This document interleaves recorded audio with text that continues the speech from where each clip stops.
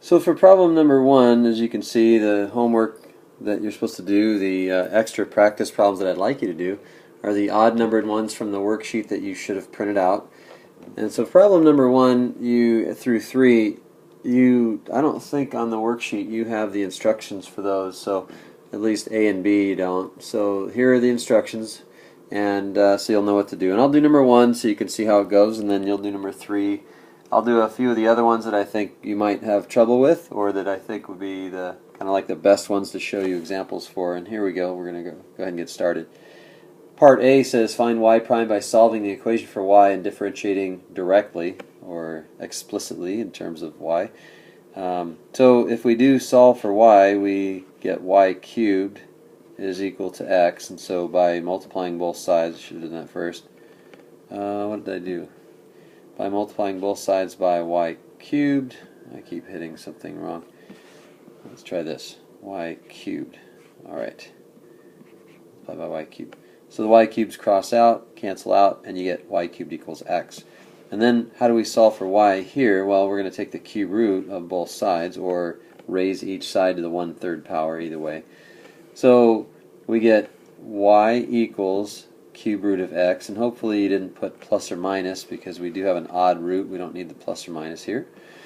And if y equals the cube root of x, which is again what I'm going to rewrite that as x to the 1/3.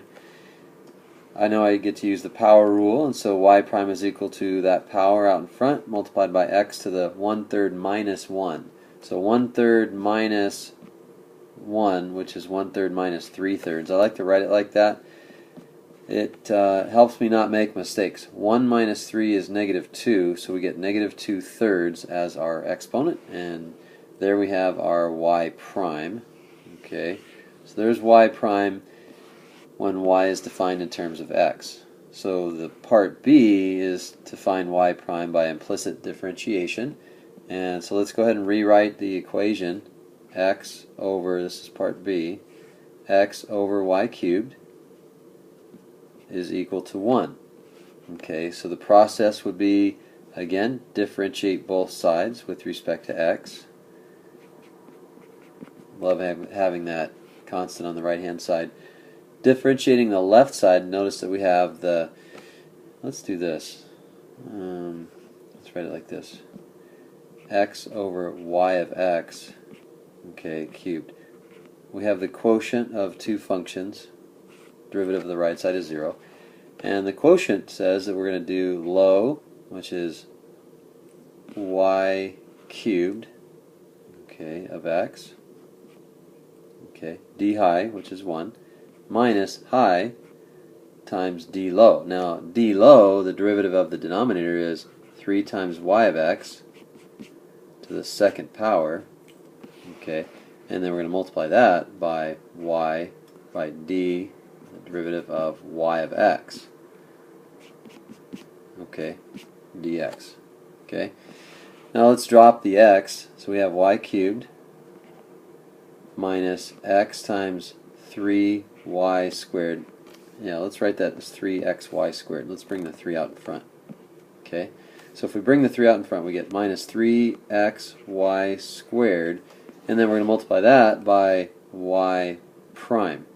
So this is a little bit tricky here because we've got y to the 2nd power and then y prime. So I like to write the y prime because it's just easier. I don't get the y of x and the d something dx. And let's go ahead and transfer this guy right here up to this spot where we have a little bit more room. I'm going to go ahead and add the 3xy squared y prime to both sides. And I'm not going to show that step, but I'm going to show the result of that step. So we get y cubed equals 3xy squared y prime. So again, all I did was I added, I guess I will show the step, I added 3xy squared y prime to both sides. Okay, and by doing that, everything stays positive. And then I'm going to go ahead and divide both sides by 3xy squared, keeping in mind our ultimate goal is to get the y prime by itself. Okay, so we have 3xy squared that we're going to divide both sides by. And then these guys over here cancel. 3's cancel, x's cancel, y squareds cancel. Okay, so we get y prime equals, now we can also cancel y squared with y cubed and just be left in the numerator with y. And so in the end we get y prime is equal to y over 3x. Okay, so there's our y prime, and what did we get before? We got y prime equals 1/3 x to the negative 2/3. Wow. So that's a bit of a big difference here. I'm going to go ahead and use the, let's see here. I'm going to go ahead and use the 0.11. I'm going to just check that 1, is on the curve. And where's our curve? We have x over y cubed equals 1. So right up here, we go x over y cubed equals 1. Now, you're not going to have to do this on a regular basis. You're not going to have to pick a point on the curve just to show that it's right, to show that both answers are right. But it's good to do this just to confirm, hey, you're going to get something that looks different, but nevertheless it's still right. Okay. So anyway, I didn't just pull this out of the air. I'm looking at this function, or this relationship between x and y, and if I plug in a 1 for x and a 1 for y, then I get 1 over 1 cubed, and that's 1, so that checks out. So at least I know that 1, 1 is on the curve. And so if I use part A, if I say, alright, well part A, I'm going to check 1, 1. Okay, does 1, 1 work? Or what do I get when I plug in 1, 1? Well, the y prime equals 1/3. Y prime when x is 1 equals, what is it, 1/3 x to the negative 2/3. So really you get 1/3, 1 to the negative 2/3, so we just get 1/3. Okay, I'm running out of room, so I'm skipping a few steps. So for part A, y prime when x is 1 is equal to 1/3. Well, what does it look like in part B? Well, in part B, y prime depends not only on x, but it also depends on y. Well, y prime at 1, 1 is equal to, notice it's right here to the left-hand side, left of this part here. It's equal to y over 3x, and y, which is 1. So y prime at 1, 1 is equal to 1 over 3 times 1. And that equals 1/3, so that checks out. So y prime, just confirming that at least for one point that these two are the same, and they are in fact the same. Okay, I'm going to go ahead and pause the video, and then I'll start up with another couple problems, and then we'll be done. I thought I'd go ahead and tackle number 9, even though I'm not really excited about doing this. d dx both sides. Okay, so the left side, the derivative of the tangent, I'm going to do my work right up here. The derivative of the tangent is secant squared of what's inside, x squared times y to the 4th, multiplied by the derivative of what's inside, and we have a product. Okay, so we have to use the product rule. And then equals the derivative of the right side, and the derivative of 3x is 3, and the derivative, I'm going to write it in terms of y of x, so I'm going to remember to use the power rule and chain rule. And we've got secant squared of x squared y to the 4th. Hold on, I have to pause. And then we have the derivative of x squared y to the 4th. So let's write this right here, secant squared x squared y to the 4th. And the derivative of the product is the first function times the derivative of the second. And this y of x is getting a little tedious, so I'm just going to hope that you can do that. If you want me to keep writing y of x, let me know. But I know that the derivative of y to the 4th, since y is some function of x other than x, we have the derivative of that is 4y cubed times y prime. Okay. Now again, we have the product, so we have to multiply or add to that the derivative of the first function. The derivative of x squared is 2x, multiplied by the second function, which is y to the 4th. Okay, and then we have the derivative of y of x squared. Okay, you have to keep that 3 there, plus 2y of x to the first power times y of x prime, or y prime of x. Wow, that's nasty. I'm not liking this problem at all. I have to solve for y prime. Okay, so we've got, hold on. So I'm trying to help my daughter with her homework here while I'm doing the video, so that's why I keep pausing. If I happen to start talking about something totally different, then I apologize. Let me just go ahead and section this guy off here so you don't get confused. But what I'm going to do is I'm going to distribute the secant squared of this mess with this mess over here. Okay, I've got two terms in my set of parentheses. Okay, so I'm distributing.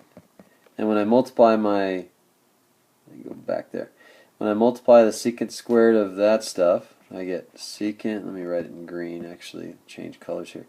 Secant squared of x to the second, y to the fourth, multiply that by 4x squared y cubed y prime, good grief, plus secant squared, I'm going to put the 2x times y to the fourth first, plus that thing, 2x y to the fourth times secant squared of x to the second, y to the fourth. That's not even getting, that's just barely to the equal sign. Equals 3 plus 2y, y prime. Oh my gosh, are you kidding me? You made this problem up. Well, I'm committed though, so I'm going to go ahead and I'm going to try to do this all in one step because I'm really getting kind of angry at this problem. I've got y prime. Let me identify where my y primes are. Let's see if we can do this all in one step, and then I'm just going to check my solution against the Paul's online notes. Okay. Good grief. So I got a y prime here and a y prime there. If I move all the y primes over to the left, okay, that means I'm going to be subtracting 3 and subtracting 2y, y prime. Why would I want to do that? No. I don't want to subtract 3. My bad. Okay, I don't want to subtract 3. I want to subtract 2y, y prime. So I've got minus 2y. Let me get minus 2y, y prime. Now, on the right side, I'm going to subtract this guy here. Okay, so we get y prime equals, I've got 3. Okay, I'm going to white this out as well. White that out. Y prime equals, okay, so I've got my 3, and then I've got my minus this guy. Okay, 3 minus this big ugly mess. 2x y to the fourth, secant squared, x squared y to the fourth. Not a very good x squared. And then, what else do I have? Oh, it's times the, yeah, that's it for that.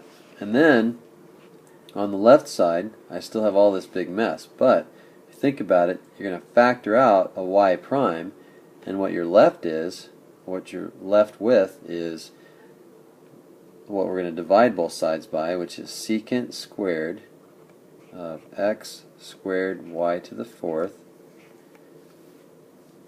Multiply that by, in fact, that had in the beginning of it 4x squared y to the third. So I took this guy and moved it to the front. So the secant squared would be after that. Usually with the trig functions after that, minus the 2y. Oh my gosh, I have never done a problem that had that many terms in it in an implicit differentiation section, and so you'll never have to do a problem that takes that long. But if you can get that answer, and assuming the answer is right, then you can do any implicit differentiation problem.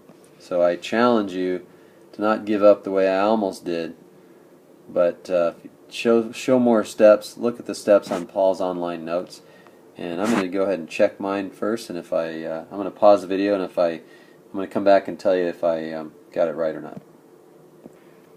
Well, there it is. This is Paul's online notes. I believe that's